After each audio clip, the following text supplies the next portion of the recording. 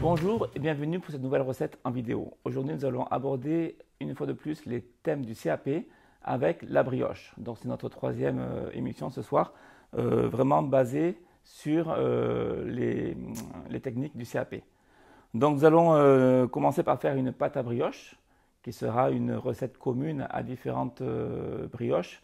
Nous allons voir la brioche nanterre, la brioche tressée à 2 branches, la brioche tressée à 3 branches. Également la tropézienne qui est une base de brioche, et également les brioches à tête.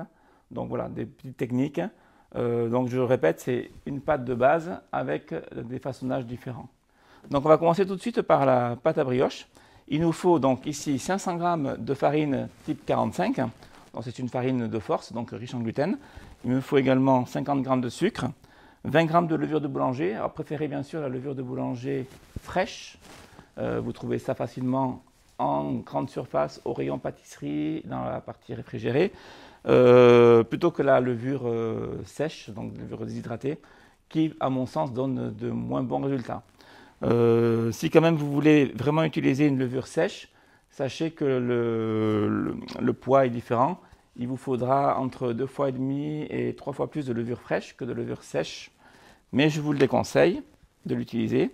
Il me faut également 10 g de sel, 300 g d'œufs et 250 g de beurre. Donc les œufs seront à température ambiante, ça fait environ 6 œufs. Cependant, je parle en grammes et non pas en pièces d'œufs, donc je vous conseille de les peser. Parce que bien souvent, un œuf fait 50 g en moyenne, mais il y a des œufs qui font 60 g et d'autres 45 g. Donc à l'arrivée, on se retrouve avec des proportions différentes si vous faites vraiment à la pièce d'œuf. Donc utilisez votre balance. Et le beurre, c'est du beurre classique, du beurre doux, qui est à température ambiante. Donc on va commencer tout de suite par mettre donc, la levure au fond de la cuve. Alors je mets la levure en premier pour éviter qu'elle soit en contact avec le sel et le sucre qui pourraient la tuer. Si vous faites le mélange et que vous pétrissez de suite, il n'y a pas de souci. Mais si vous devez faire le mélange et que la levure reste en contact avec le sel et le sucre pendant un certain laps de temps, là c'est pas bon pour la levure. Donc je procède toujours comme ça. Je mets la farine dessus. La farine va faire une sorte d'écran par rapport au contact avec le sel et le sucre. Et là, il n'y a pas de risque. Donc je rajoute le sel fin, le sucre en poudre. Et là, la préparation pourrait rester comme ça dans un coin pendant 1 heure, il n'y aurait pas de souci. Là, la farine vraiment fait un écran et protège de la levure. Mais nous, on va continuer tout de suite. Donc on va rajouter les œufs. Dans les œufs à température ambiante, c'est beaucoup mieux, de façon à activer la levure assez rapidement. Et on utilise l'accessoire crochet donc, de votre batteur. Et là, on va commencer à pétrir donc, à vitesse lente jusqu'à ce qu'il n'y ait plus de matière sèche, qu'on obtienne une pâte assez homogène. Et ensuite, on va accélérer un petit peu le batteur et on va le mettre à vitesse moyenne. Et on va pétrir pendant environ 8 minutes jusqu'à ce que la pâte devienne suffisamment élastique, c'est-à-dire on va créer le réseau glutineux. Donc on va faire en sorte que la pâte devienne élastique sans se déchirer. Donc là, la farine s'amalgame petit à petit. On va pouvoir prendre une maryse pour corner le récipient si c'est nécessaire. Je peux accélérer un tout petit peu.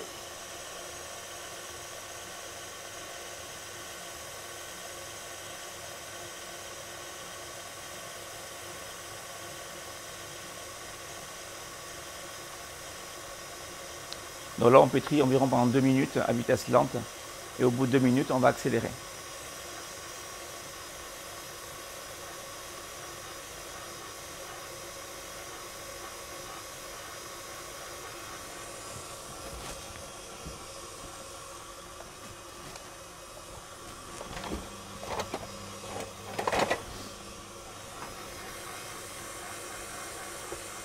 Voilà, là, on commence à avoir quelque chose qui reste bien accroché au crochet, justement. Et là, je vais accélérer.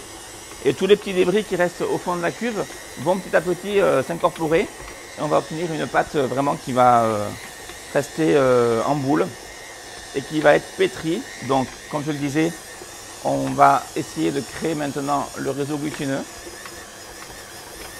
Alors, ne mettez pas votre batteur, si vous avez un cuisinier à la maison, ne mettez pas votre batteur à vitesse maximum.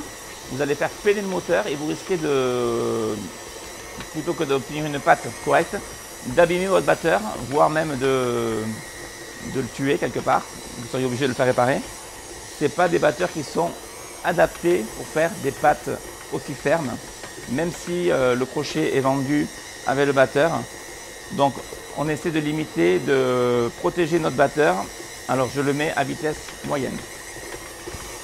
Vous voyez, la pâte, elle reste accrochée au niveau du crochet et elle est donc pétrie tout en touchant les parois de la cuve. Donc là, on part pour environ 8 minutes. Donc pour être sûr, on peut mettre un timer et on laisse pétrir.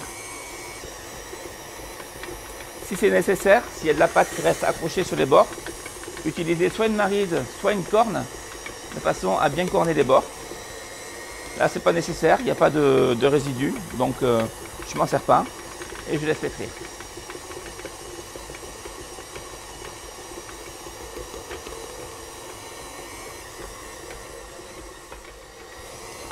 Bien, il nous reste 3 minutes, je stoppe juste le timer et on va corner un petit peu. Je vais détacher ma pâte du crochet. Voilà. Et je vais juste corner les bords du récipient.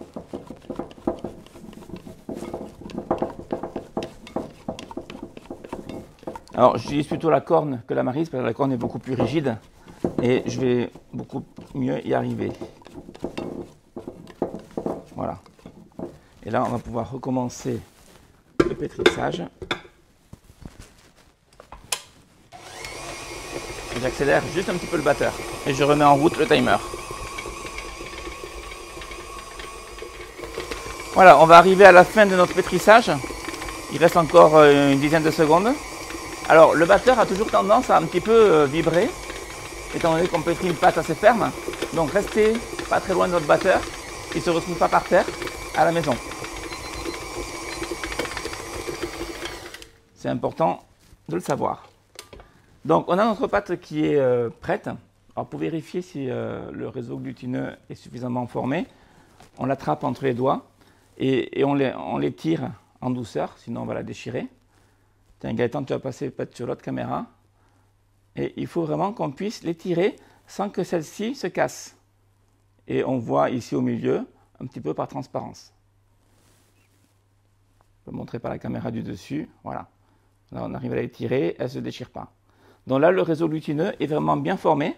Donc c'est vraiment bon signe. Donc je vais la détacher encore une fois du crochet.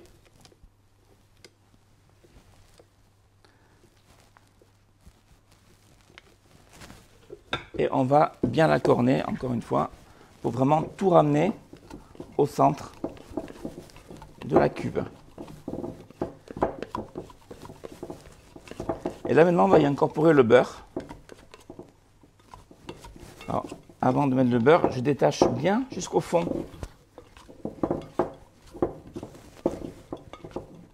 Voilà.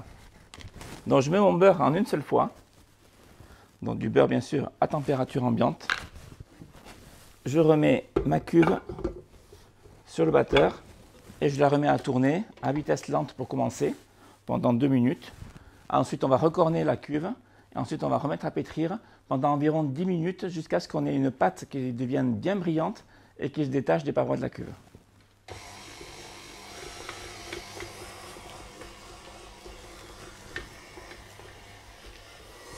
Donc là on est à 2 minutes de pétrissage, le beurre commence à s'incorporer, bien qu'il ne soit pas encore entièrement incorporé, mais on va quand même bien détacher la pâte qui reste sur le crochet, de façon à ce qu'elle se mélange correctement. Donc on va bien chercher avec une maryse cette fois, la pâte est beaucoup plus souple. Et on va corner le fond du récipient pour amener tout le beurre bien au centre. Donc on peut montrer l'aspect qu'elle a à ce stade-là.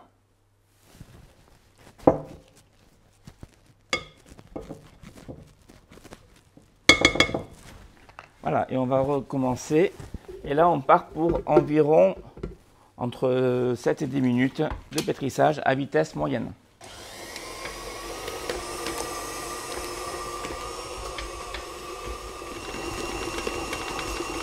Donc, le pétrissage se termine, on peut le constater parce que la pâte se détache des parois de la cuve.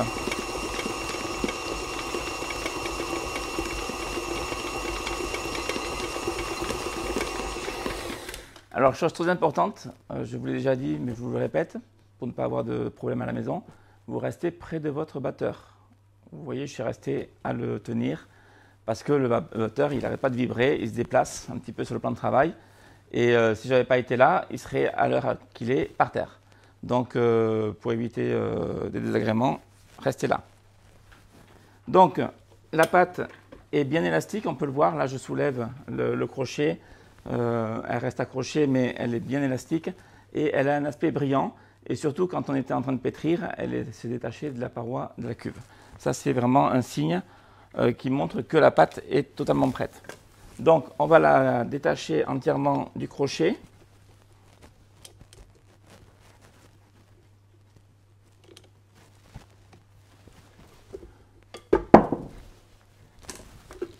Et on va la laisser donc pointer, c'est ce qu'on appelle le pointage. On va la laisser pousser pendant une demi-heure à température ambiante. Je vais juste rabattre toute la pâte bien au centre, la mettre en fait en boule. Et pour éviter qu'elle ne sèche, soit on la couvre d'un papier film au contact avec des petits trous, au contact ou pas, mais on peut couvrir le bol, je vais le faire comme ceci d'ailleurs. Ça peut être mieux de ne pas la mettre au contact parce que sinon ça risque de coller un peu trop. Donc un papier film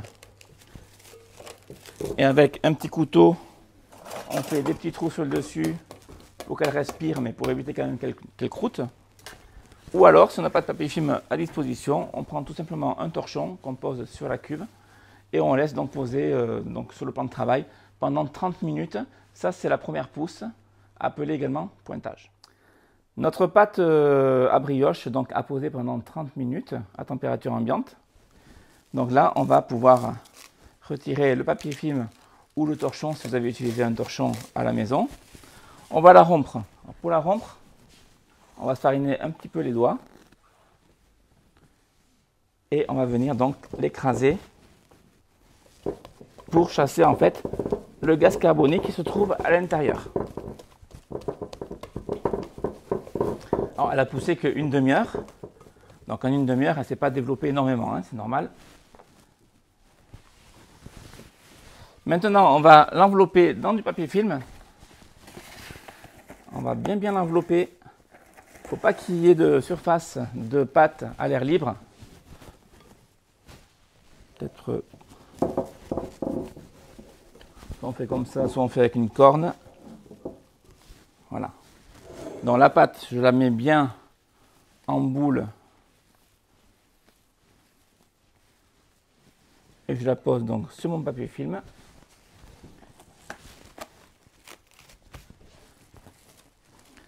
Et là, je l'enveloppe donc bien plaqué dans le papier et je mets un second papier dans l'autre sens.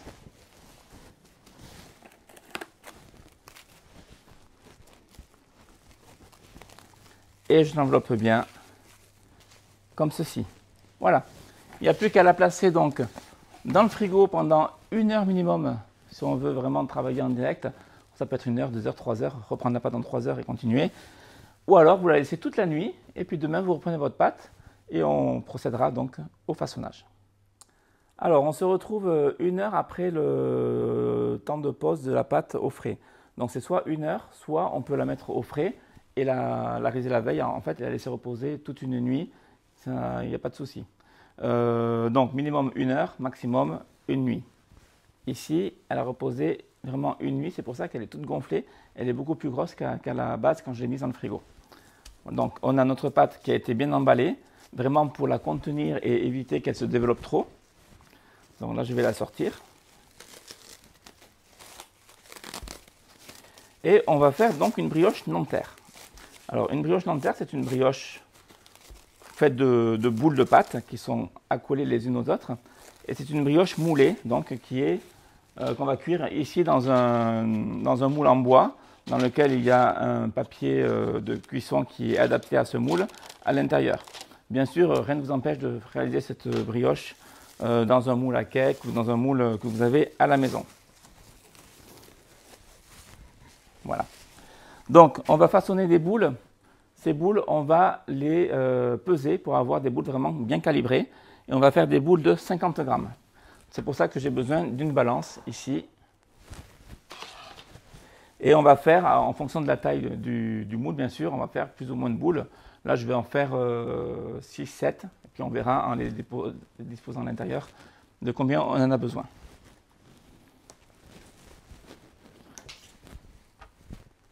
Alors, des petites boules de 50 grammes, on fait. C'est à peu près 50. Si c'est 52 grammes, c'est pas grave. Voilà, je suis à 54, je vais rester comme ça. Je ne ferai pas qu'il y ait une boule de 45 grammes et une boule de 60.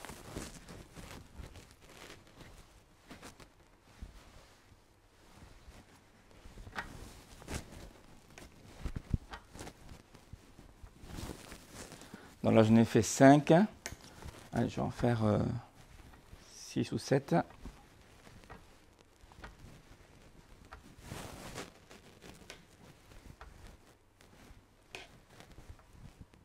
Voilà. Le restant de la pâte, on le conserve. On aura d'autres brioches à réaliser un peu plus tard. Donc maintenant, on va fleurer le plan de travail. Donc, je dis bien fleurer, on met peu de farine. Et on va donc façonner ces morceaux de pâte en boules. Alors pour cela, on va bien l'aplatir pour la dégazer. On va ramener au centre les bords de la pâte. On retourne la boule. Et là, on a donc notre première boule qu'on va juste bouler. Alors, le geste de bouler, on enlève le maximum de farine. Il faut vraiment que la pâte accroche un petit peu au plan de travail. On va mettre la main dans cette position-là. On met la boule à l'intérieur. Et là, on tourne. En fait, la pâte, il faut qu'elle tienne, qu'elle accroche au plan de travail sans pour autant coller. Et on la fait tourner dans le creux de la main. Et en fait, la soudure se retrouve donc en dessous, ici. Et lorsque la boule est bien formée, on la pose là. Alors, quand je parle de soudure, je vais recommencer pour celle-ci. La soudure, c'est lorsque je ramène tous les bords. Et évidemment, au centre ici, il y a une soudure qui se forme. Voilà, quand je suis à ce stade, je retourne ma boule. Je prends un peu de farine et je la boule.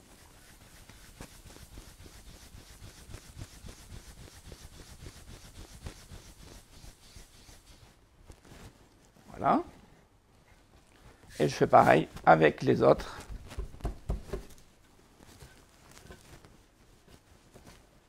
Alors, il faut se dire que les boules vont bien sûr pousser grâce à la levure. Donc là, ça fait des petites boules, mais qui vont en fait, en finalité, devenir beaucoup plus grosses.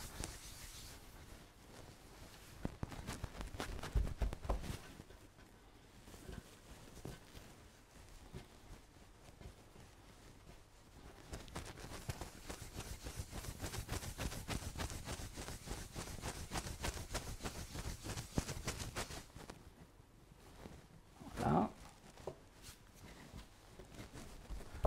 N'oubliez pas de dégazer à chaque fois.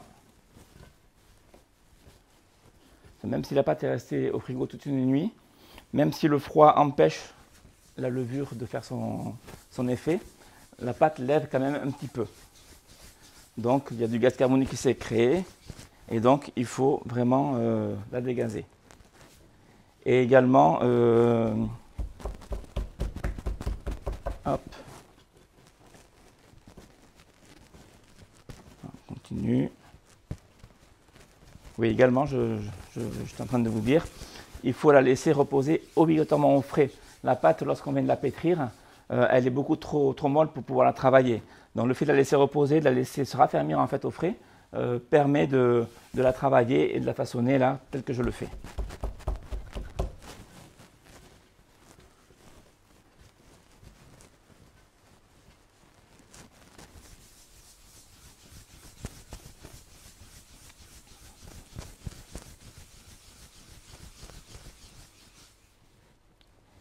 Et voilà. Donc, durant l'examen, puisqu'on est en mode CAP, gardez toujours un plan de travail propre. Là, vous avez éboulé vos petites boules de pâte. Essayez de garder toujours un plan de travail bien propre. Alors, le moule, je reviens dessus. Ça peut être un moule à cake, ça peut être un moule en bois comme ceci. Ça peut être des moules en carton qui résistent à la cuisson, ça existe également. Voilà, ça peu importe, l'important c'est que c'est cette forme-là. Et on vient positionner donc les boules à l'intérieur. Ce n'est pas utile de graisser le papier dans ce cas-là. Si vous faites dans un moule à cake, graissez un petit peu le moule, même s'il est à revêtement anti-adhérent. Et on vient donc déposer les boules ici comme ceci, en quinconce, sans trop les serrer non plus. Alors pour bien faire, il faudrait un nombre impair de boules. Donc là on est avec 7. Pour un moule plus petit, on pourrait faire avec 5. Pour un moule plus grand, on pourrait faire avec 9. Si vous faites avec un nombre pair, ce n'est pas très grave non plus. Mais bon, c'est une règle en général qu'on essaye de respecter. À ce stade de la recette, il n'y a plus qu'à positionner donc le moule dans une chambre de pousse ou du moins dans un endroit chaud et humide. Alors la température idéale étant de 28 degrés, pas au-delà. Au-delà, vous allez faire fondre le beurre qui est dans la pâte et le beurre, la pâte va suinter et ce n'est pas le but. Le but, c'est de faire lever la pâte. Donc 28 degrés maximum. Il faut compter environ 1h30, voire 2 heures de pousse avant de pouvoir procéder à la cuisson. Donc vous pouvez le faire également dans un four, si votre four peut être réglé à une température relativement basse. Pensez à mettre au fond du four un petit récipient d'eau tiède, pas trop chaude pour ne pas qu'il y ait de la vapeur trop chaude qui vienne agresser la pâte, mais il faut quand même qu'il y ait de l'eau tiède au fond, de façon à ce qu'il y ait un apport d'humidité durant la pousse. Sinon, vous pouvez utiliser également la chambre de pousse qu'on propose sur le site, qui fera très bien le travail. Voilà, donc je le mets en chambre de pousse et on se retrouve donc dans environ 1h30, 2 heures, lorsque la pâte aura entièrement poussé et pour la cuisson. Bien, on va poursuivre avec la brioche à 2 branches, une brioche tressée de branches. Donc j'ai repris un bâton de pâte à brioche, donc toujours la même pâte qu'on a réalisée au tout début.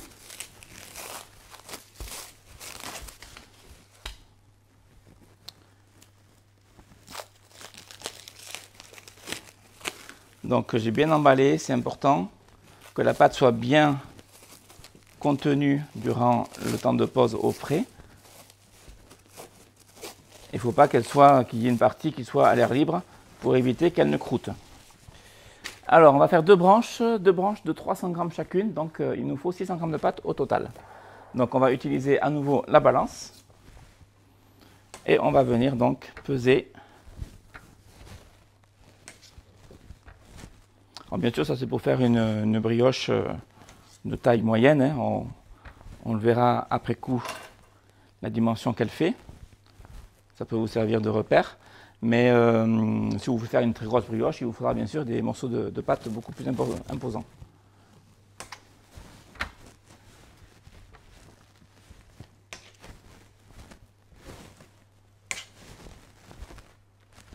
Voilà, hop. C'est pas au grand près, mais on essaye d'être quand même assez équilibré. Alors, on va commencer par fleurer donc le plan de travail, toujours. Alors, je parle de fleurage, on en met le moins possible. Il ne faut pas que la pâte adhère au plan de travail. Et là, on va commencer par la dégazer. On vérifie toujours que ça n'adhère pas. Et on va commencer par ramener la bordure du haut vers le centre et à bien l'écraser.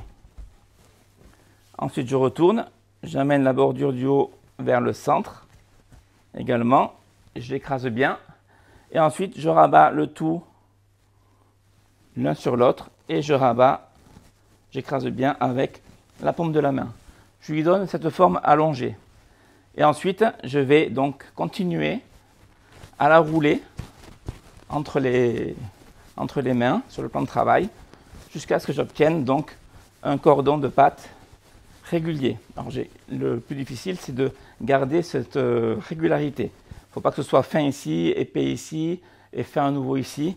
Si on veut avoir une brioche qui est vraiment équilibrée au niveau de lorsqu'elle sera terminée, qu'elle sera cuite, il faut vraiment avoir des morceaux de pâte qui soient très très réguliers.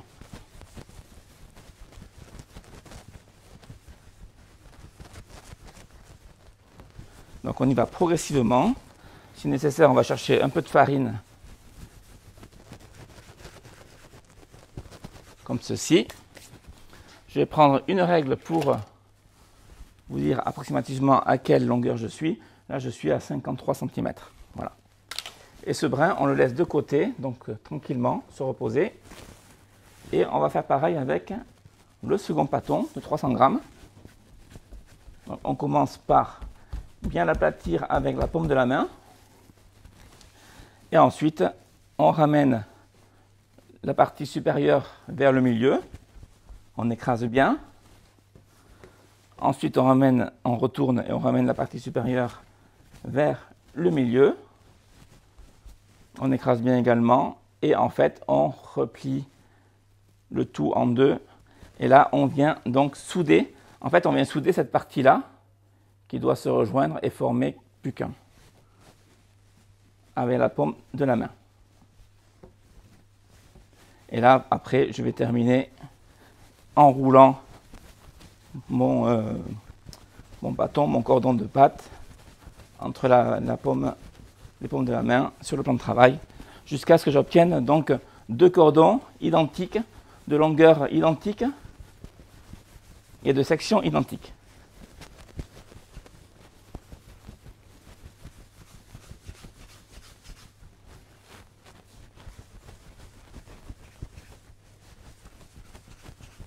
Voilà. Je peux revenir un petit peu sur l'autre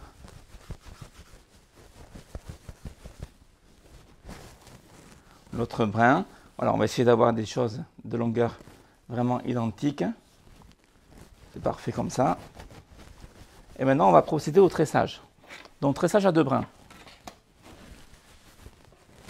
On va commencer par positionner un premier brin devant soi, droit devant soi, comme ceci. Puis le second brin, on va venir le positionner sur le dessus, comme ceci. Et hop. Et on va venir faire un premier tressage comme ceci. Voilà. Je vous laisse bien regarder comment c'est formé. Ensuite, on va prendre le brin de droite, le brin horizontal de droite, qu'on va ramener sur ce brin ici.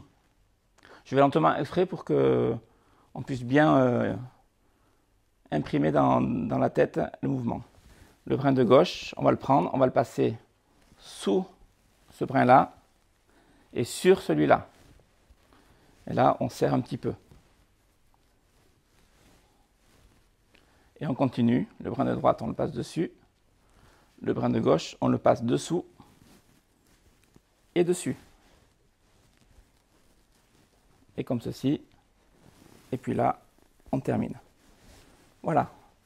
Ensuite, on n'a plus qu'à équilibrer notre brioche à deux brins. On soude bien sûr ici les deux brins. On les ramène un petit peu dessous de façon à ce que ce soit joli. Et là, on obtient donc notre tressage d'une brioche à deux brins qui ne restera plus qu'à mettre sur une plaque à pâtisserie et à faire pousser également dans une chambre de pousse. Donc pour la plaque à pâtisserie, j'ai pris une plaque comme ceci, recouverte d'un papier sulfurisé. Je prends délicatement ma brioche tressée, je la mets au milieu comme ceci, en biais. Et je vais la mettre à pousser donc pendant environ 1h30 à 2 heures Selon la force de la levure, ça mettra un peu plus ou un peu moins de temps. Et on se retrouvera donc dès que la brioche sera poussée, juste avant la cuisson. Bien, nous allons continuer avec la brioche à 3 branches. On vient de voir la brioche à 2 branches, donc maintenant on va faire une brioche avec un tressage totalement différent. Au lieu d'avoir deux boudins de pâte, on va en avoir 3. Donc la technique est un petit peu différente. Alors c'est un petit peu comme quand on fait une tresse dans les cheveux. Mais il y a une petite variante quand même, une petite différence. Donc voilà. Donc on va commencer par fleurer le plan de travail pour éviter que la pâte m'accroche. Il vaut mieux qu'il ne fasse pas trop chaud dans votre pièce parce que la pâte, elle sort du frigo certes, mais elle va vite revenir à température. Et on va donc détailler 3 morceaux de pâte de 300 grammes chacun.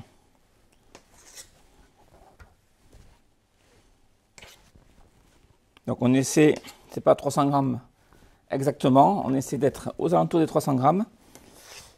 C'est pas si c'est 301 grammes ou 299, c'est pas très grave. On essaie d'avoir des pâtons qui sont égaux.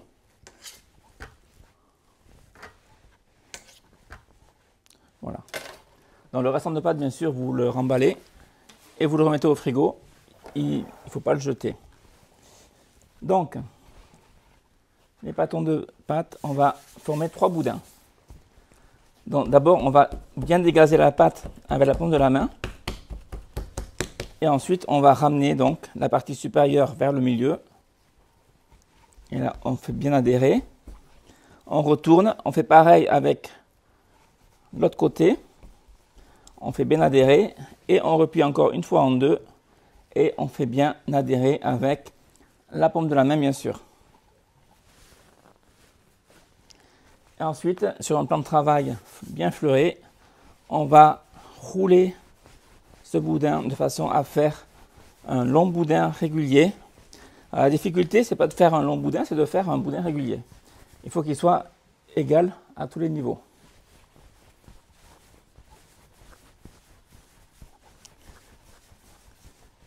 Donc voilà, on essaye de le faire. Et lorsque le boudin de pâte commence à devenir trop élastique, c'est-à-dire vous l'étalez et il a tendance à se rétracter, vous le laissez se reposer pendant quelques minutes. Vous commencez à faire le suivant et il va se détendre et vous pourrez l'allonger tout à l'heure. Donc là, on recommence. Je dégage bien la pâte.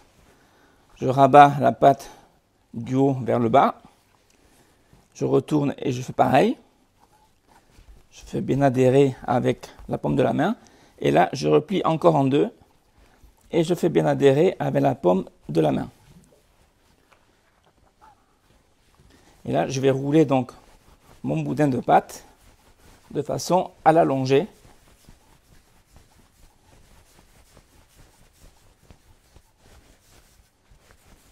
Surtout avoir quelque chose de régulier.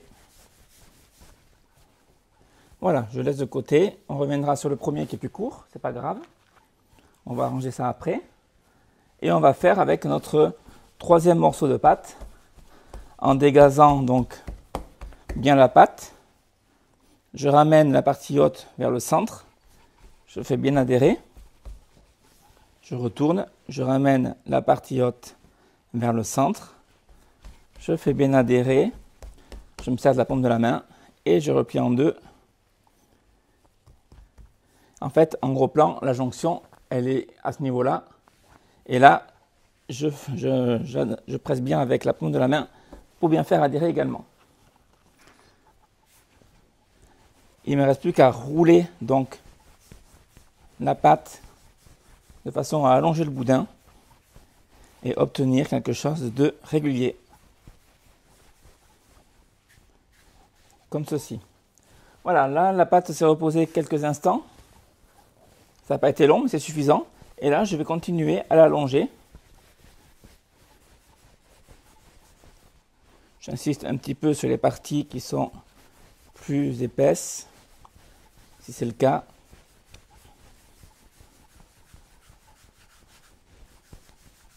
Voilà, petit à petit, on arrive à obtenir une longueur de pâte.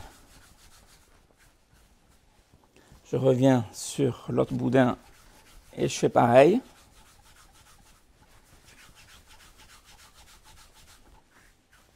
Puis sur le troisième, et je fais pareil.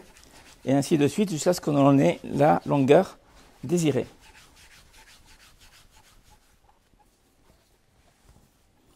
Voilà, celui-ci, il manque encore un petit peu de longueur.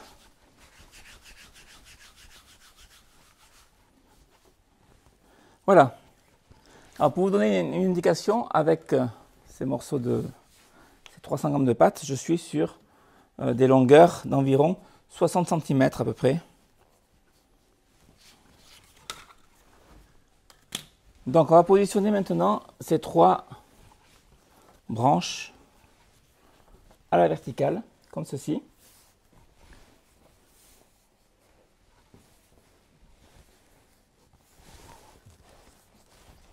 Et on va procéder au tressage donc, mais ce n'est pas un tressage comme on le connaît habituellement. On va commencer par croiser les 2 premiers. Et ensuite on va ramener le brin de droite sur celui du centre, et le brin de gauche sur celui du centre, et celui de droite sur celui du centre, et celui de gauche, etc. Ça c'est le tressage comme vous le connaissez. C'est l'autre partie qui va changer, parce qu'à chaque fois on ramène la pâte sur le dessus. Donc je termine jusqu'au bout. À la fin, on presse bien de façon à faire adhérer les 3 brins, et on le rabat en dessous, de façon à cacher la soudure. Pour ce qui est de la suite, je ne vais pas tresser en passant par-dessus, donc je vous disais, mais en passant par-dessous. Donc je fais comme ceci, en fait. Ça fait que le tressage continue de la même façon, mais vu qu'on a commencé par le centre, je suis obligé de faire d'inverser en fait le tressage en passant mes brins par en dessous.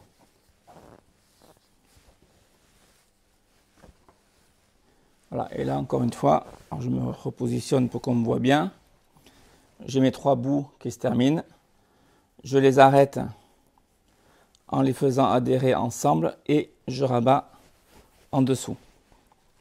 Voilà, on obtient donc notre brioche tressée à 3 brins. Il ne reste plus qu'à la positionner sur une plaque à pâtisserie, comme ceci. De bien la positionner, bien droite surtout. Et à ce stade de la recette, de la mettre donc à pousser dans une chambre de pousse à 28 degrés pendant environ 1h30 voire 2 heures avant de procéder à la cuisson. Vous avez la possibilité également de dorer la pâte à brioche avant la pousse, et lorsqu'elle aura poussé, vous la dorerez une seconde fois. Ça c'est facultatif, c'est à vous de voir. Vous aurez une meilleure coloration, une meilleure brillance de la brioche une fois terminée. Donc là je la mets de suite en chambre de pousse et on se retrouve. Bien, maintenant on va faire un autre façonnage des brioches à tête. Donc on va faire des petites brioches. Alors on utilise pour cela des petits moules en carton à brioche comme ceci. Bien sûr, on peut le faire en une seule grosse brioche également. Donc on va déjà faire une pesée avec les restes de pâte. Donc bien sûr, la pâte avait été remise au frigo, on ne la garde pas là sur le plan de travail pour qu'elle se ramollisse. Et on va faire des petites boules de 50 grammes. Donc toujours avec la balance. Alors, on pèse pour avoir des brioches équilibrées, c'est-à-dire une fois cuites, qu'elles soient toutes pareilles. Si on fait à vue d'œil, on aura des grosses, des petites. Là, on est sûr d'être comme il faut. Alors, on va en faire 6, donc je vais faire 6 boules.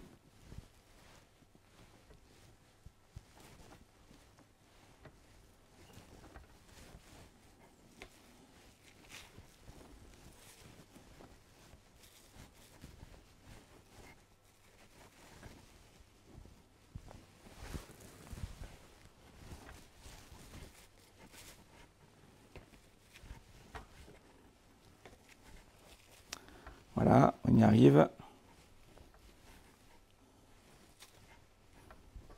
Et voilà, le restant de pâte, on refilme et au frigo. Alors, comme tout à l'heure, pour la brioche nanterre, on va faire des petites boules bien régulières. Donc pour cela, on va fleurer le plan de travail. On vient aplatir pour dégazer notre pâte. On ramène les bords bien au centre pour faire ici donc la jointure de tous les bords. On retourne la pâte et on la boule. Là, on est pareil que la brioche Nanterre tout à l'heure. On retrouve bien sûr notre jointure ici dessous. On appelle ça la clé. Voilà, on fait pareil pour toutes les boules.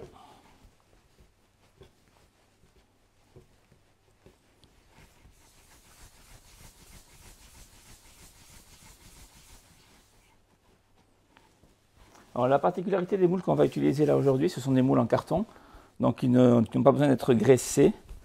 Si vous avez des petits moules à brioche à la maison, ou même lors de l'examen, si vous utilisez des moules qui sont en fer blanc ou en inox, ou en revêtement anti-adhérent, bien sûr, vous mettez un petit coup de bombe à graisse au fond du moule pour faciliter le démoulage.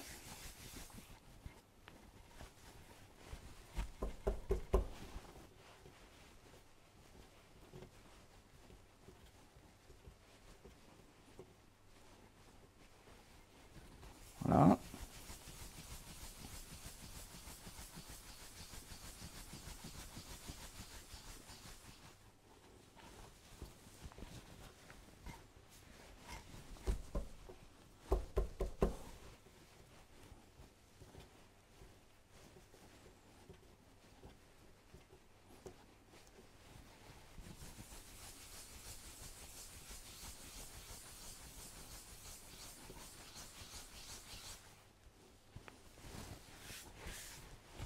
Et la dernière,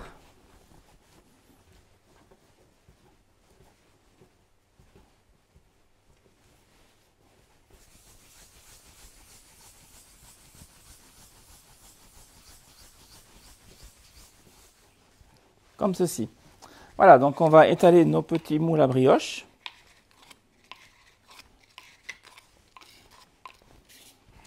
Et on va prendre la première boule. On va prendre la première boule, donc la première que j'ai faite. On va essayer de respecter l'ordre dans lequel on les a boulées, qu'elles aient le temps d'un petit peu de se détendre. Voilà, on va venir donc rouler. Alors là, j'ai la partie clé, c'est-à-dire la partie où il y a tous les raccords de pâte d'un côté. Ça sera le dessous de ma brioche. Et je la mets en fait sur le bord, sur le côté. Et là, je la roule sur le plan de travail de façon à obtenir quelque chose d'un petit peu allongé. Et ensuite, avec la tranche de la main, dans cette partie-là, je vais venir façonner la tête. Alors, je peux me fariner un petit peu la main, j'ai bien dit un petit peu. Et là, je viens rouler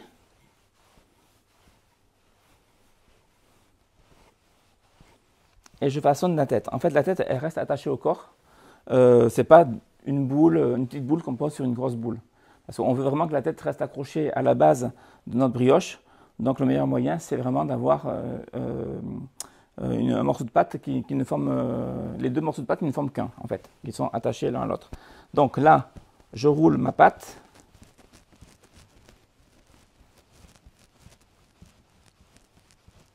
Comme ceci.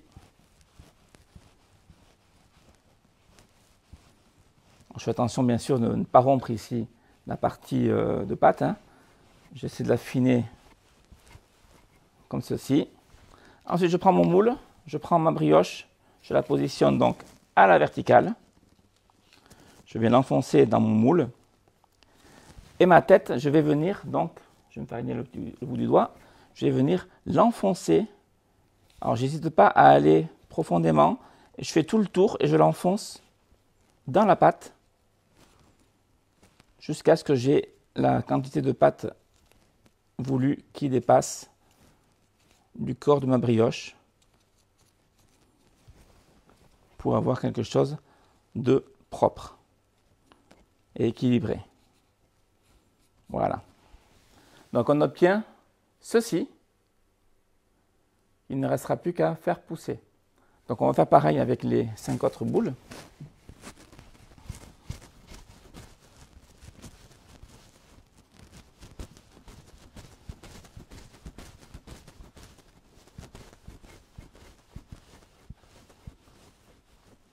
Voilà. Je viens le positionner dans mon moule. J'enfonce bien la partie inférieure. Et là, je viens donc rentrer ma tête dans le corps en tournant, en enfonçant mon index autour de la tête. Je n'hésite pas à rentrer franchement dans la pâte.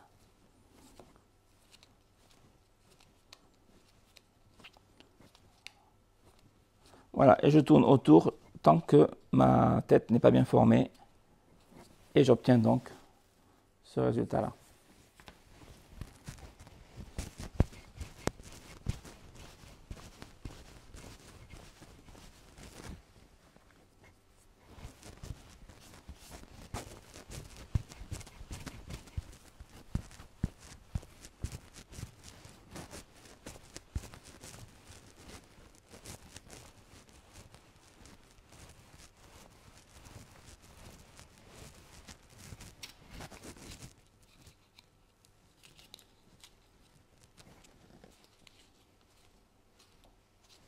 Et voilà, donc on continue.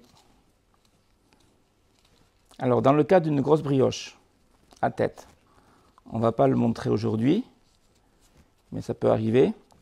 Vous aurez bien sûr un moule plus grand. Là, vous allez avoir deux morceaux de pâte. Vous allez avoir un gros morceau de pâte qui va faire le corps de la brioche, dans lequel vous allez faire comme un anneau, comme une couronne. Donc, vous allez avoir votre boule, vous allez faire un trou au milieu. Vous allez l'écarter de façon à ce que le trou soit suffisamment grand pour accueillir la tête. Et ensuite, la partie de pâte qui forme la tête, vous allez la façonner en forme de goutte en fait. Et la partie pointue va rentrer dans le trou de la base. Et là, vous allez là aussi bien le faire adhérer et le faire pousser et le cuire dans le four. Bon, on ne peut malheureusement pas tout montrer, donc c'est pour ça que je vous l'explique sans vraiment vous le faire réellement à l'image. Aujourd'hui, on a préféré faire les petites brioches. Voilà, donc j'enfonce bien. J'ai le doigt qui colle un peu, donc je n'hésite pas à le fariner.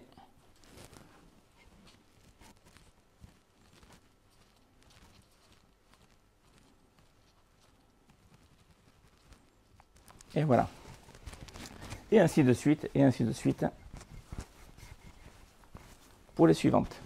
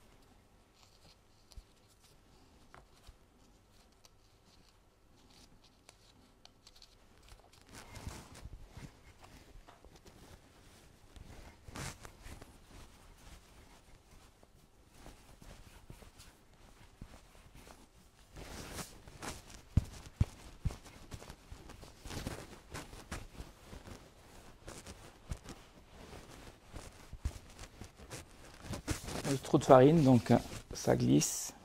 Il faut vraiment que ça adhère un petit peu au plan de travail. Hein.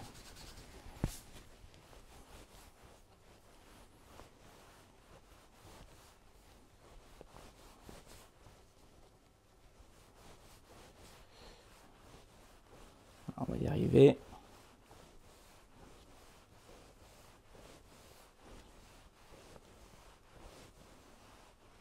Voilà.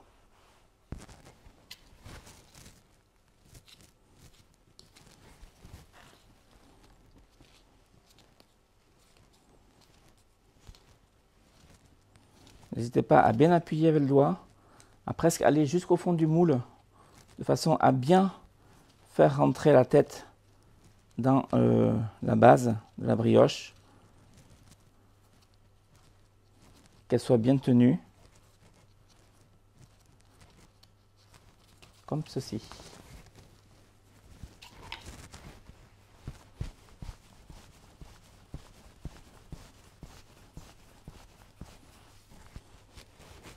Bien Gaëtan, est-ce que tu peux me passer une plaque à pâtisserie s'il te plaît? Quoique non, j'en ai une là, c'est bon, c'est bon.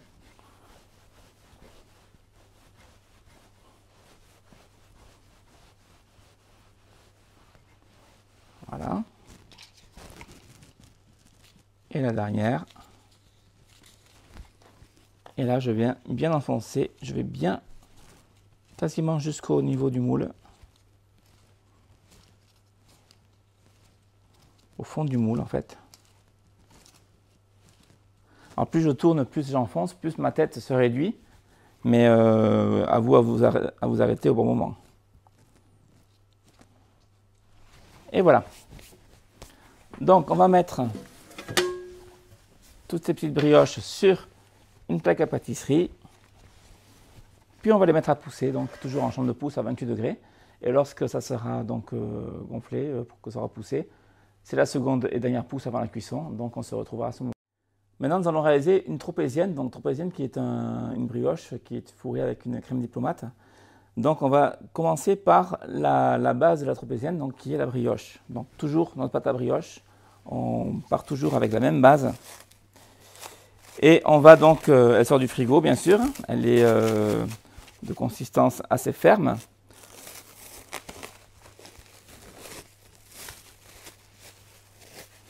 Alors là, on ne va pas peser le pâton. Quelque part, on s'en fiche un petit peu. On va juste fariner le plan de travail et on va abaisser notre pâte. Alors je vais en retirer un petit peu parce que j'en ai beaucoup trop là. Voilà. Donc je vais commencer par l'aplatir un petit peu à la main pour la dégazer. Et ensuite, on va donc l'abaisser au rouleau à pâtisserie sur une épaisseur d'environ 1 cm. Et le but, c'est d'obtenir donc une pâte d'un diamètre, enfin un disque de pâte d'un diamètre 18 cm. Et je me sers de ce cercle à mousse pour justement m'en servir comme découpoir. Alors on essaie de garder la forme quand même relativement ronde parce qu'on n'aura pas beaucoup de chute à enlever. Il ne faut pas non plus l'abaisser trop finement. Si on veut avoir un petit peu de brioche dans notre tropézienne. Voilà, là je vérifie, c'est parfait. Alors je ne vais pas venir écraser et découper, je vais venir découper au couteau autour. Alors si vous n'avez pas de découpoir ou de cercle à mousse, vous pouvez le faire avec une assiette.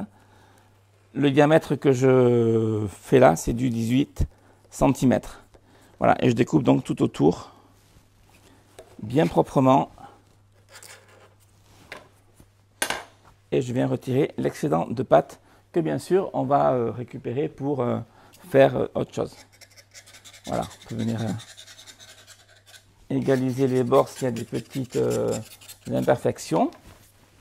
Ensuite, on va prendre une plaque à pâtisserie recouverte d'une toile silicone.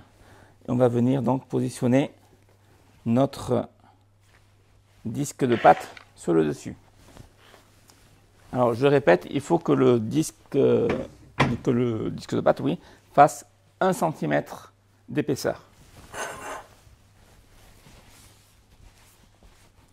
On va pouvoir le montrer à la caméra. Voilà, on voit bien l'épaisseur ici. Ensuite, on va mettre une dorure sur la brioche. Donc la dorure, elle est faite d'un œuf entier battu, dans lequel j'ai rajouté une belle pincée de sel. Voilà, et je viens donc l'appliquer directement dessus, avant la pousse.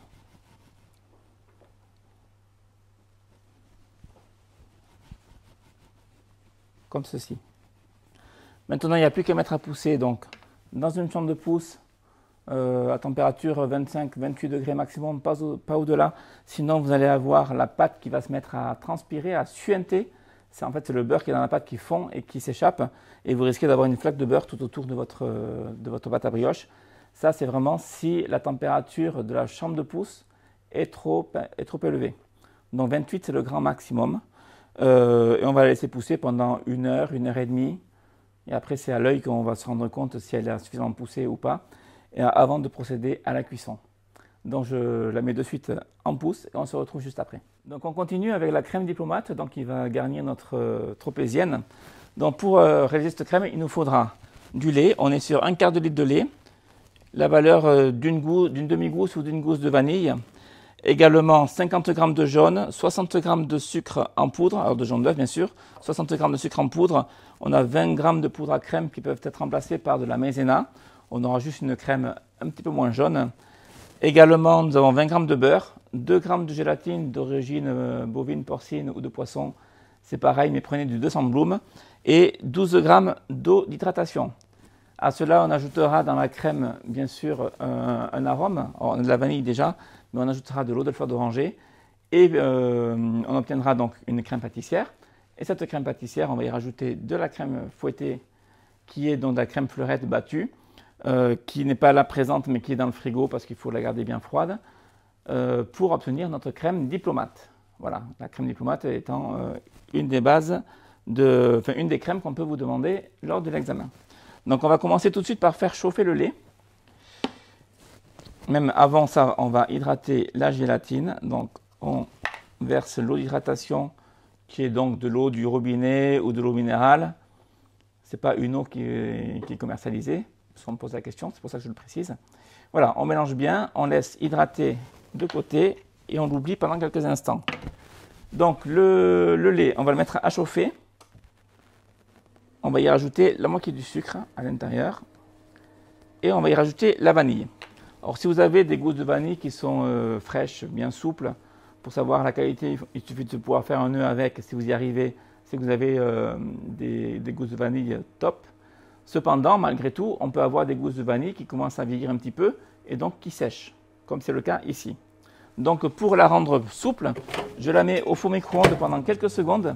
Alors quelques secondes, c'est vraiment 2, 3, 4 secondes, ça va très vite.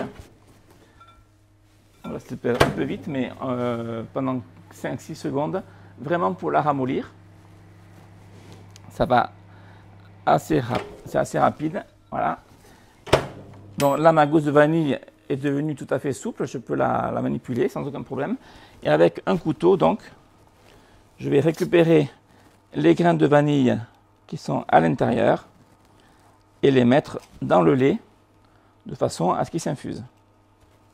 Et je vais même y mettre la gousse de vanille, enfin le bâton, même s'il a été vidé à l'intérieur, comme ceci. Voilà, pendant ce temps, dans un cul de poule, je vais y verser mes jaunes d'œufs. Alors, il y a des crèmes pâtissières avec que des jaunes d'œufs, des crèmes pâtissières avec que des œufs entiers, des crèmes pâtissières avec un mix des deux. Donc, ne soyez pas surpris, il n'existe pas qu'une seule recette de crème pâtissière.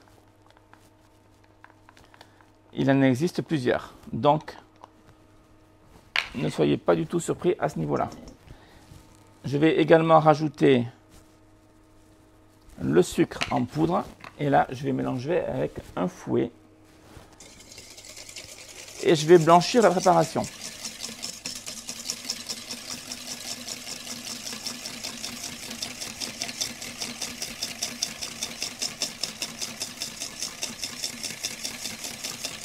Voilà, je prends le temps de bien blanchir, de bien fouetter. Le but étant de faire fondre le sucre dans le jaune d'œuf.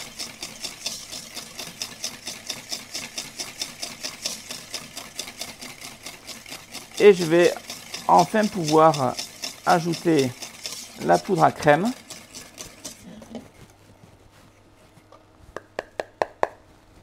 Et mélanger à nouveau au fouet. Comme ceci.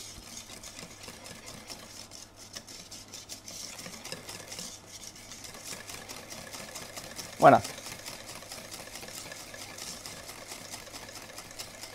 Donc je vais attendre que mon lait entre à ébullition. Alors, si vous avez remarqué, j'ai mis la moitié de mon sucre dans le lait et l'autre moitié dans mes œufs. Pourquoi je n'ai pas mis tout mon sucre dans les œufs? En fait, le fait d'avoir mis le sucre dans le lait, ça empêche la caséine du lait de caraméliser et d'accrocher au fond de la casserole. Vous avez dû constater ce phénomène plus d'une fois à la maison lorsque vous faites bouillir du lait. Si le lait bout seul, au bout d'un moment, la pellicule se forme, il reste accroché au fond de la casserole. Là, le phénomène est très ralenti, donc quasi inexistant. Voilà. Il suffit de rajouter un petit peu de sucre. Donc là, le lait entre à ébullition. Je vais pouvoir le verser directement sur mon mélange jaune d'œuf, sucre, poudre à crème. Je vais en mettre que la moitié, à peu près, on fait à vue d'œil. Hein. L'autre moitié, je la remets sur le feu. Pendant ce temps, je dissous bien tout dans le lait, dans mon cul de poule.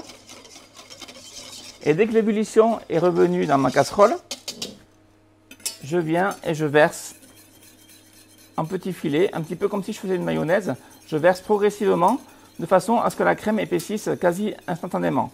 Ce qui est important, c'est de mélanger constamment avec le fouet pendant la cuisson de la crème pâtissière.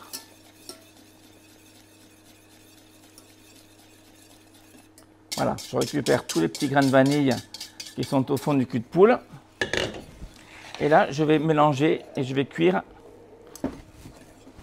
Alors, je me mets à feu pas trop fort jusqu'à ce que ma crème pâtissière devienne épaisse.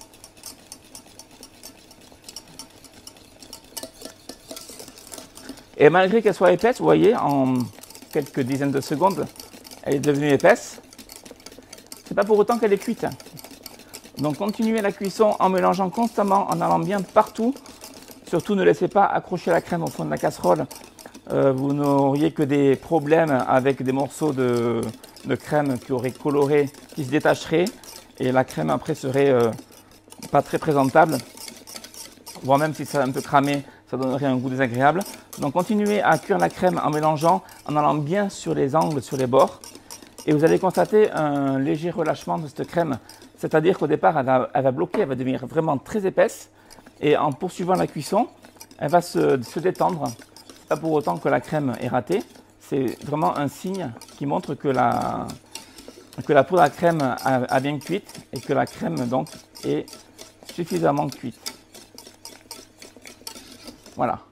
Donc là, si je la prends avec le fouet, je peux me rendre compte. Bon, là j'ai la gousse de vanille qui me gêne un petit peu. Mais si je la prends avec le fouet, alors on peut bien se rendre compte qu'elle coule du fouet. Elle ne reste pas en bloc au bout du fouet. Voilà, ça c'est un signe que la crème est suffisamment cuite. Donc je vais la retirer du feu. Je vais y rajouter mon morceau de beurre. Je vais bien mélanger de façon à bien l'incorporer.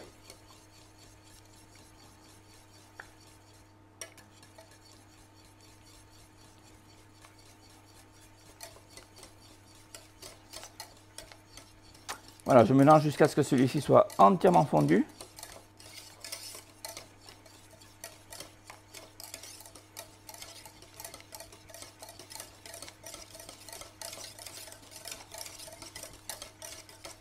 La gousse de vanille, on peut la laisser, c'est pas gênant. Elle continue à diffuser ses arômes. Et là, je vais pouvoir ajouter donc ma gélatine hydratée.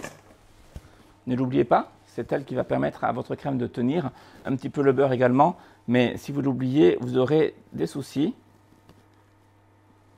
Alors, il y a deux solutions, soit vous la rajoutez comme ceci, soit vous la faites fondre quelques secondes au four micro-ondes, donc ça va se liquéfier, et ensuite vous la rajoutez dans votre crème, le résultat sera identique. Et là, vous mélangez bien de façon à bien l'intégrer à la crème.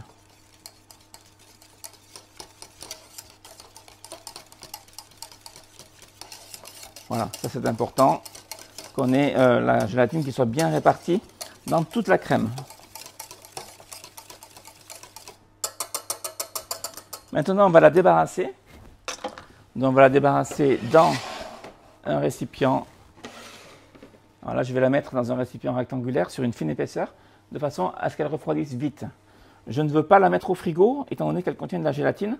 Si on la mettait au frigo pour la faire refroidir rapidement, la gélatine bloquerait et on aurait un problème après pour incorporer notre crème fouettée. Donc on va la faire refroidir à température ambiante pour éviter justement ce blocage de la gélatine et garder une crème qui soit parfaitement lisse et tout à fait utilisable pour obtenir notre crème diplomate. Voilà. Donc vu qu'elle est sur une fine épaisseur, on n'hésite pas à bien l'étaler, ça va refroidir plus vite.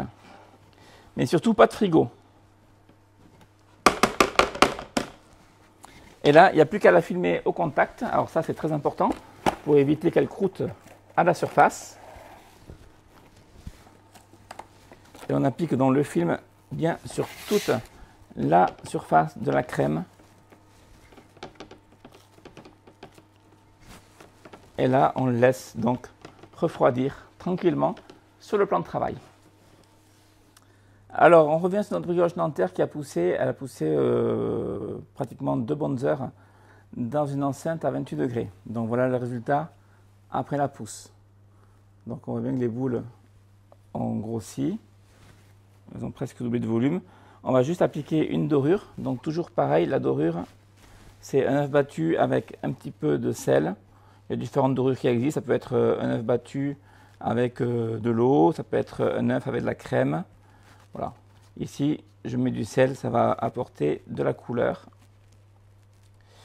Par contre, je ne mets pas de l'œuf avec exagération. Vous voyez, je prends mon pinceau, j'égoutte l'excédent et je viens donc l'appliquer délicatement sur chacune des boules.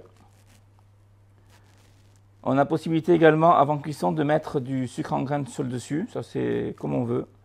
Il y a la version avec et la version sans. Donc, dans ce cas-là, c'est maintenant qu'il faudra le mettre.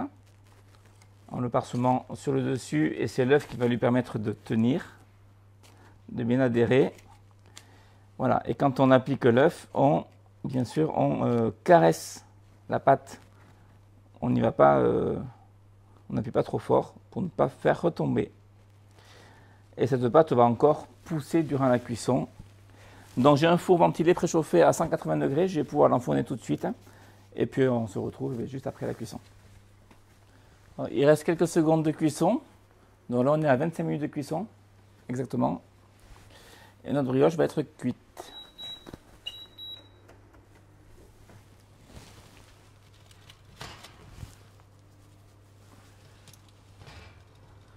Voilà. Donc le résultat que l'on obtient.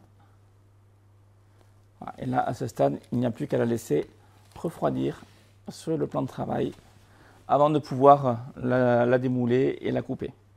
Donc voilà, après la pousse, les 2 brioches tressées. Donc brioche tressée à 2 branches, brioche tressée à 3 branches.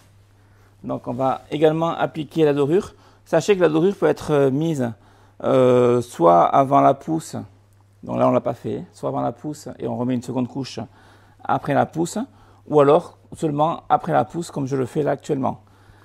Alors j'applique délicatement la dorure en suivant bien la forme de la brioche. J'évite de mettre trop d'œufs, qu'il y ait des flaques d'œufs entiers qui se mettent en fait au milieu dans les plis. Sinon ça va faire de l'omelette et c'est pas vraiment ce qu'on veut. Nous ce qu'on veut c'est juste avoir une brioche avec un aspect bien brillant en surface, bien doré. Donc là aussi elle a poussé pendant 2 heures à 28 degrés. Et j'ai un four donc ventilé, préchauffé à 180 degrés. Et là, elles vont cuire ensemble. Elles vont cuire grosso modo, on va dire 25 à 30 minutes à peu près. Voilà, je veille à bien mettre de l'œuf sur tous les côtés parce que sinon ça se verra. Il y aura la partie brillante qui aura eu l'œuf qui sera jolie et la partie plus terne qui n'aura pas eu d'œuf. Ça sera moins joli. Voilà, et on applique donc partout. Sans abus. Et là, pour changer un petit peu de la brioche Nanterre qui est en cuisson actuellement, on va rajouter du sucre en grains. J'en parlais tout à l'heure, mais là on va le faire. Ça apporte une note de sucre. Il faut savoir que la brioche est une pâte qui est peu sucrée, donc qui peut être un peu fade comme ça si on la mange nature. Donc le fait d'apporter un peu de sucre en grains sur le dessus, il va se coller donc à la pâte. C'est la dorure qui permet qu'il tienne bien à la pâte. Et ça va apporter donc une pointe de sucre qui n'est pas désagréable. Alors là, j'ai pris du sucre grain, ici, là, dans le petit pot. Du sucre en grain, qu'on appelle aussi du sucre casson, qui est avec un calibre 10. Donc c'est un sucre relativement fin.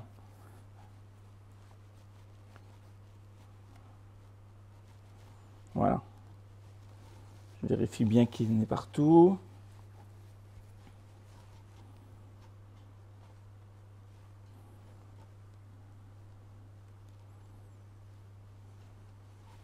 Voilà, comme ceci. Et là, donc, je vais parsemer le dessus de sucre, comme je vous le disais à l'instant. Et on va mettre ça en cuisson donc. Alors la brioche va encore gonfler durant la cuisson. On n'hésite pas à bien charger parce qu'il y a pas mal de sucre qui va ne pas adhérer tout de même.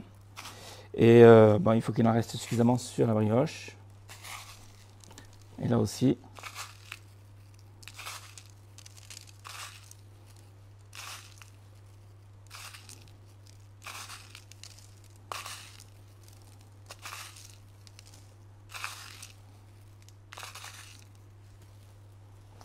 Et il n'y a plus qu'à enfourner donc à 180 degrés.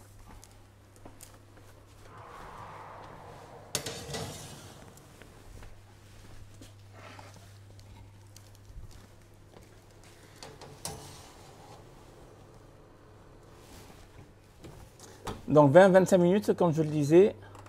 On va partir sur 25 minutes et on verra comment elle sera au bout de 25 minutes. Si elle n'est pas assez dorée, on la laissera 5 minutes de plus. Voilà, maintenant nous sommes avec nos brioches à tête, nos petites brioches à tête qui ont bien poussé également. Donc toujours pareil, on va appliquer notre dorure sur le côté de la brioche et également sur la tête, donc délicatement, avant de les mettre en cuisson. Pour ne pas contrarier les cuissons en cours, on va les cuire dans un troisième four. Bon, ici, je suis sur une démonstration de différentes variétés de brioches. Donc, je suis équipé correctement. À la maison, vous n'allez pas les faire toutes en même temps, ou même durant l'examen.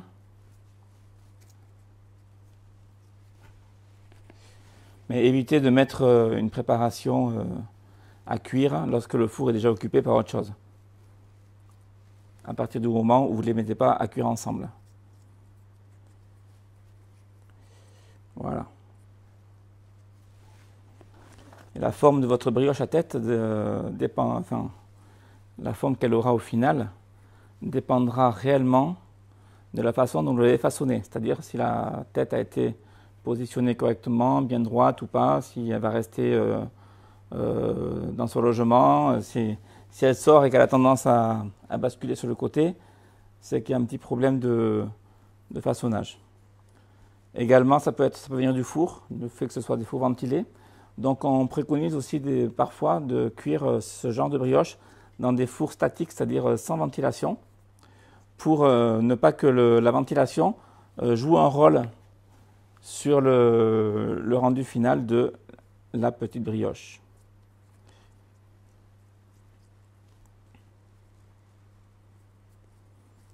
Voilà. Donc je pique délicatement et j'ai plus qu'à les mettre dans le four. Là, on va les cuire comme c'est plus petit. On va partir sur 15 à 20 minutes. Et puis au bout de ce laps de temps, on verra si elles ont besoin de prolonger la cuisson ou non, en fonction de la coloration qu'elles auront obtenue. Donc en fin de cuisson des brioches tressées.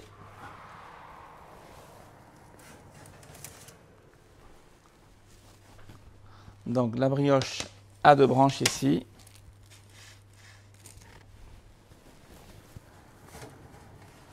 Et la brioche a 3 branches ici.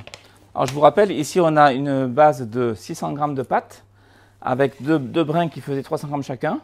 Et ici on a une base avec 3 branches qui faisaient 300 g de pâte également. Donc 900 g de pâte crue au total. Voilà, on obtient donc ces deux résultats que je vais vous montrer en gros plan.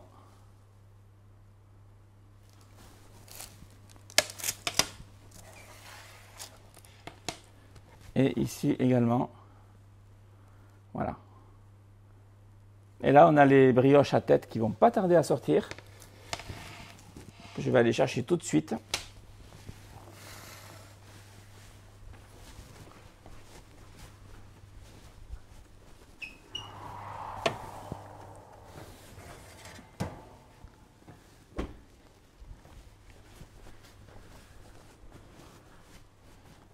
Et on obtient donc ce joli résultat.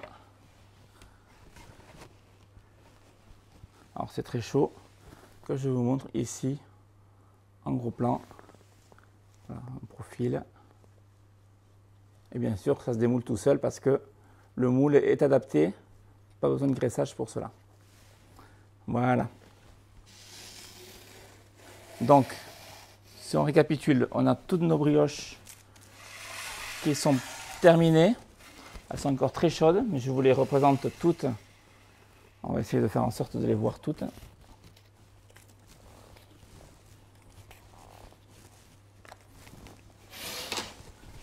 Et pour la tropézienne, elle est dans le four encore. On va revenir dessus tout à l'heure, car elle est en train de cuire. Alors, je vais mettre ici, voilà.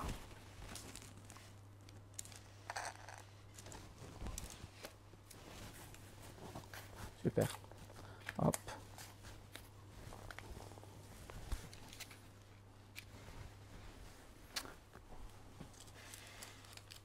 Voilà les amis. Donc les brioches qu'on a réalisées aujourd'hui, donc à 2 branches, à 3 branches, les brioches à tête, la brioche Nanterre. Et on se retrouve de suite après avec la tropézienne. On a encore une crème à faire et le montage. Donc pour la tropézienne, après 2 heures de pousse, on obtient notre pâte. On va juste dorer à nouveau la surface. Rappelez-vous, ici on avait doré une fois avant la pousse et là on dore une seconde fois.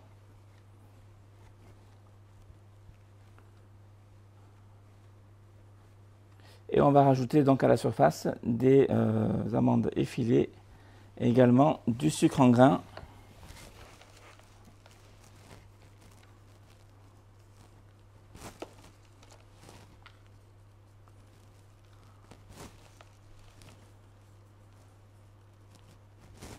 Voilà. Et du sucre en grains. Et on va enfourner donc dans un four ventilé, préchauffé, toujours à 180 degrés, pendant environ 20-25 minutes, jusqu'à ce que la pâte soit entièrement cuite, gonflée et bien dorée. Voilà, n'hésite pas à charger parce que beaucoup de sucre va se décoller de lui-même de la brioche. Donc il faut quand même qu'il en reste suffisamment en surface. Donc après 20 minutes de cuisson, la tropézienne est cuite.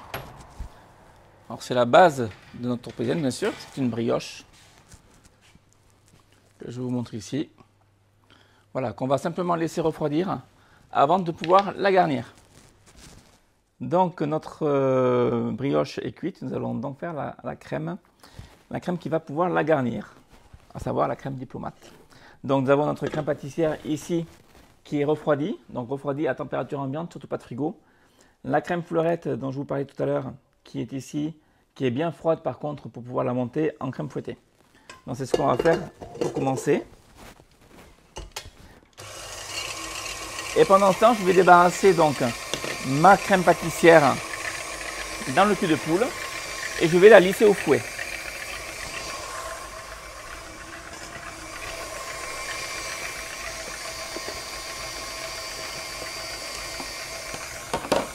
On retire la gousse de vanille, bien sûr.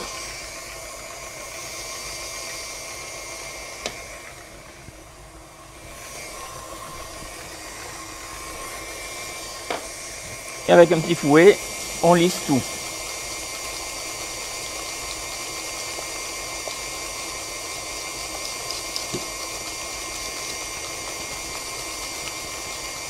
Voilà, le fait d'avoir gardé la crème à température ambiante, ça nous permet d'avoir quelque chose de bien lisse. La gélatine, en fait, elle n'est pas prise. Donc, on n'hésite pas à bien mélanger pour éliminer les éventuels petits grumeaux qui pourraient rester. Pour quelque chose vraiment de bien lisse. S'il y a des grumeaux, on va les retrouver dans la crème. Donc attention.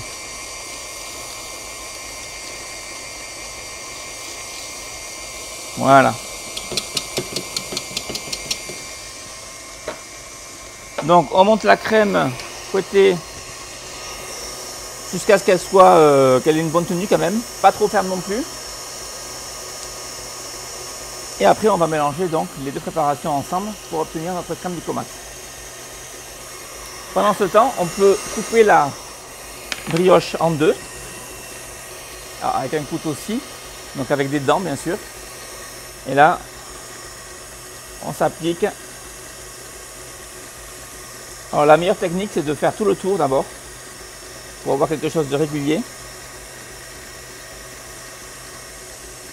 Et lorsqu'on a fait le tour complet, petit à petit, on vient vers le centre, tout en restant dans le sillon bien sûr de la coupe. Voilà. Et là, comme ceci. Donc voilà ce qu'on obtient. Donc une mie froide, attention, il faut qu'elle soit froide. Une jolie brioche. Donc la crème fouettée est presque montée. On va récupérer notre crème pâtissière.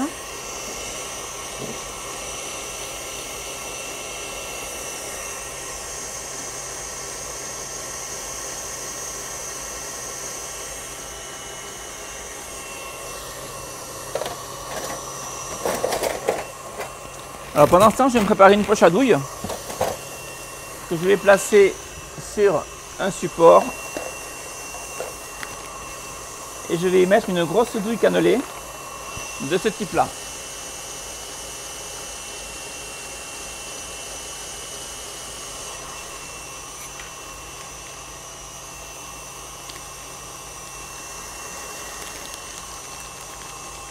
Voilà, la crème est presque montée, je vais l'arrêter à ce stade, je vais la finir à la main. Plutôt que de la finir au batteur sans trop savoir la texture qu'elle a, en la finissant au fouet à main, on a un meilleur rendu, une meilleure appréciation et on peut vraiment mieux doser le degré de fermeté. Donc là, je finis avec la poche à douille. Je coupe le bout avec une paire de ciseaux. Je viens mettre dessus, dedans, ma douille que je coince bien au fond. Alors là, j'étais un peu court, donc je vais prendre un petit couteau et je vais faire juste, hop, je me positionne bien, voilà, un petit tour comme ça avec le couteau pour enlever l'excédent et avoir ma douille qui soit parfaitement bien positionnée. Et j'obture le fond de ma poche. Donc, je prends à 5-6 cm de la douille, je tourne et j'enfonce. Comme ça, toute la crème que je vais mettre dedans ne va pas couler au fond.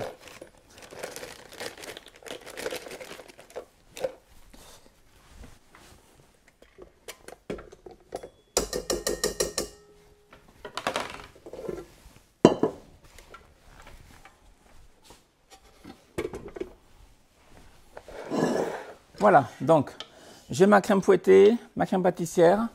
Je vous disais, je vais vérifier la texture avec un fouet à main. Et s'il faut, je termine vraiment à la main de la montée jusqu'à ce que j'ai une texture qui me convienne. Donc ici, elle tient bien sur le bout du fouet. Je ne vais pas la monter plus que ça. Attention, si vous montez trop votre crème fouettée, vous allez obtenir du beurre. Alors voilà, elle va commencer à se séparer, à faire des blocs de beurre. Là, c'est pas bon signe. Alors je vais commencer à rajouter un petit peu de crème fouettée dans la crème pâtissière.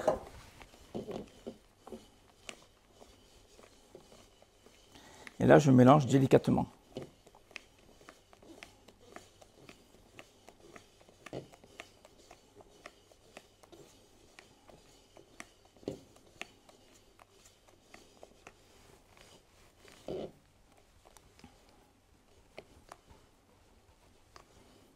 Voilà, donc elle a une texture qui tient bien.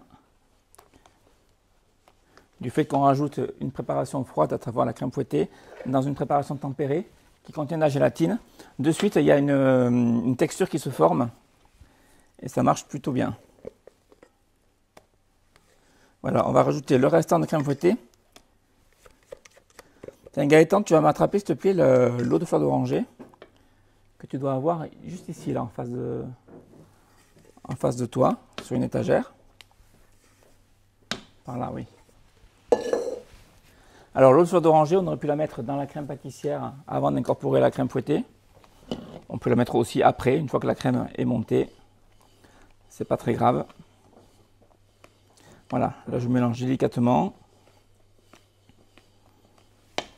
Je vais rajouter dans cette eau de fleur d'oranger. Alors sur la recette, on met 3 centilitres mémoire. Je vais faire à vue d'œil.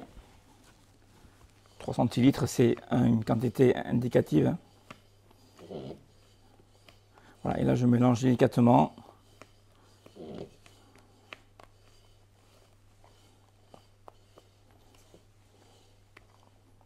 Et je vais bien au fond pour m'assurer qu'il ne reste pas de la crème pâtissière. Voilà, que ce soit bien. Alors, comme on peut le voir peut-être à la caméra, on retrouve tous les petits points noirs de la vanille. Gaëtan me dit que c'est moyen. Mais bon, je vous garantis, ils y sont. Et puis, il y aura la saveur de l'eau de fleur d'oranger, évidemment. Donc, on verse la préparation dans la poche à douille. J'essaie d'en mettre le maximum, sans pour autant remplir la poche jusqu'au bord. Mais bon, là, je peux me permettre de tout mettre. Voilà.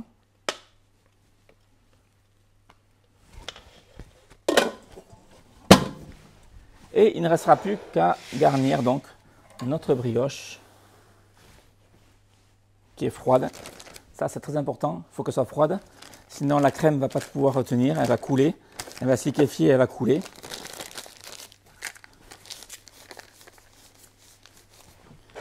Et donc, je viens faire des grosses rosaces. Tout le tour.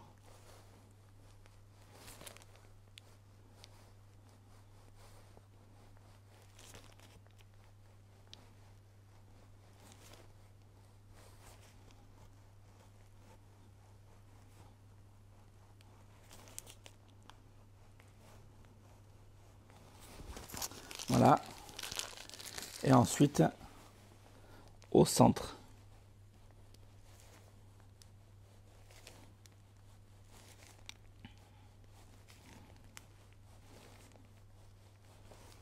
Voilà, je peux me permettre de charger un peu plus, surtout au centre.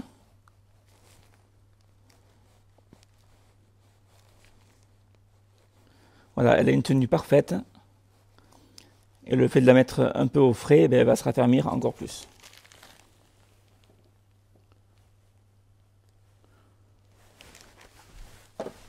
Voilà, et là, il suffit de venir repositionner par-dessus le chapeau et de presser très légèrement pour faire adhérer les deux épaisseurs.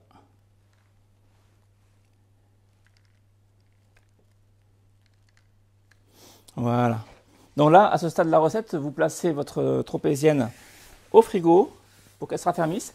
Tu peux me passer, s'il te plaît, le plat de présentation, Gaëtan, tu en as un juste derrière toi, qui est métallique. Et avant le service, bien sûr, là sur la table, tu n'en as pas un? Si, il y a des pommes dessus, regarde, derrière toi.